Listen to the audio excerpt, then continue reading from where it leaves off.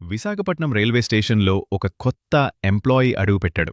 దీనికి అలుపుండడు, కన్ఫ్యూజన్ ఉండదు, అసలు భయం అనే మాటే ఉండదు. Meet ASC Arjun. ఇది కేవలం ప్యాసింజర్లకి దారి చూపించడానికి మాత్రమే కాదు, మీ సేఫ్టీని కాపాడటానికి డిజైన్ చేసిన హ్యూమనాయిడ్ రోబోట్. ఇది మేక్ ఇన్ ఇండియా, ఇంకా చెప్పాలంటే మన made in Vizag pride.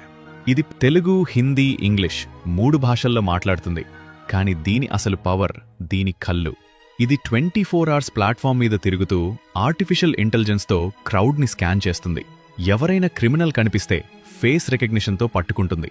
Fire లేదా స్మోక్ వాగ వస్తే సెకండ్స్లో ఆర్పీఎఫ్ కంట్రోల్ రూమ్కి అలర్ట్ పంపిస్తుంది. ఇది మనుషులని రీప్లేస్ చేయడానికి రాలేదు, ఆర్పీఎఫ్ పోలీసులకు, ప్యాసింజర్స్లకు తొడుగా ఉండడానికి వచ్చింది. ప్లాట్ఫామ్ మీద గుంపున్నప్పుడు కన్ఫ్యూజన్ సహజం, కానీ ఎమర్జెన్సీలో ప్రతి సెకండ్ విలువైనదే. అర్జున్ చేసే పని చిన్నగా అనిపించచ్చు, కాని అది సేవ్ చేసేది ప్యాసింజర్స్ సమయాన్ని మాత్రమే కాదు, అవసరమైతే ప్రాణలాని. అర్జున్ మాట్లాడుతాడు, వింటాడు, కడుల్తాడు, ఇంకా నేర్చుకుంటాడు. ఇది మన ఇండియన్ రైల్వేస్ ఫ్యూచర్. ఒక స్టేషన్తో మొదలైంది, రేపు దేశం అంత విస్తరిస్తుంది.